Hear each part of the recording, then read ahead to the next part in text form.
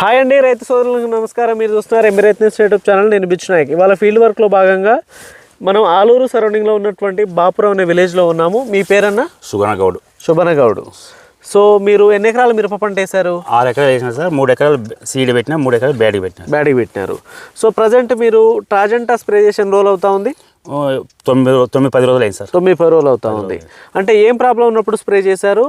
అంటే చెట్టు అంతా మాడిపోయింది సార్. కొమ్మ అంతా ఎర్రగా అయిపోయింది. పెయిన్ ఉంది, మొత్తం పెయిన్ ఉంది. ఓకే. చిగురు అనేది లేదు. ఓకే. అక్కడికి ఆగిపోయింది. తర్వాత దాన్ని కొట్టిన తర్వాత 3 రోజులు వచ్చి చేనులో చూస్తే అప్పుడు పర్వాలేదు, బాగానే చిగురు వచ్చింది. ఇంకోసారి కూడా కొడదాం అనుకున్నాం, కానీ సరే చూద్దాము, బాగానే వచ్చింది. నేను కూడా చెప్పిన మా పిల్లలకు అందరికి ఇక్కడ బాగానే పనిచేసింది. వాళ్ళు కూడా అడిగినారు ఏం కొట్టినారని. వాళ్ళు కూడా అడిగితే ఇట్లా పలానాది తీసుకొచ్చి కొట్టినాను అని చెప్పినాను సార్. ఇక్కడ ఊర్లో వాళ్ళందరికి చాలా మందికి చెప్పినాను. వాళ్ళు కూడా తెచ్చి కొట్టినారు. బాగానే ఉంది, మంచిగా ఆడినా కూడా బాగా రిజల్ట్ బాగానే ఉంది అన్నారు సార్.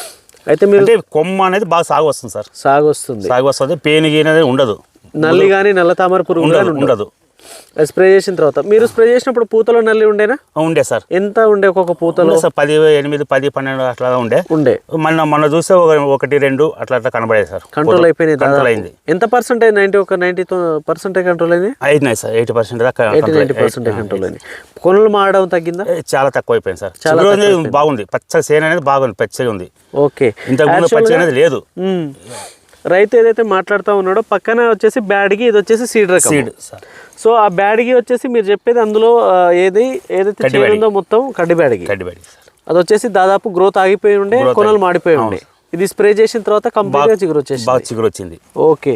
అది దాటుకొని యువతలకు వచ్చామండి. ఇది వచ్చేసి సీడ్, అది వచ్చేసి బ్యాడ్కి.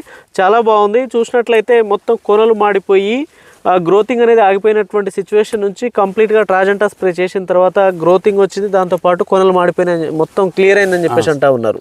అలాగే నల్ల తామర పురుగులు కూడా కంట్రోల్ అయిపోయినాయి సార్. ఓకే. ఆ తర్వాత గ్రోతింగ్ బాగా వచ్చిందా? గ్రోతింగ్ బాగుంది సార్. ఓకే. సో అన్న మీరు వాడినారన్నా? వాడినాం సార్. మీరు ఎన్ని ఎకరాలకు వాడినారు?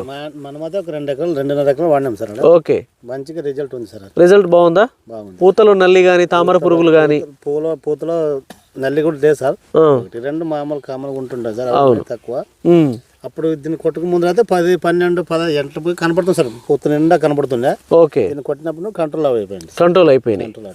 సో ఇదన్నా మీరు నల్ల తామరతో పాటు మళ్ళీ ఇంకో డోసు కూడా తెచ్చుకున్నారా? ఓకే.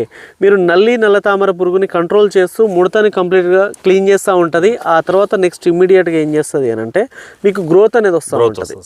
గ్రోత్ వచ్చిన గ్రోత్ మీద ఇమ్మీడియట్గా పూత రావడము, పూత ఇమ్మీడియట్గా ఇలా కొనల వరకు కాపు సెట్ అయిపోవడము మీరు గమనిస్తూనే ఉన్నారు. ఒకసారి కాపు సెట్ అయిపోయింది మొత్తం ఇందులో.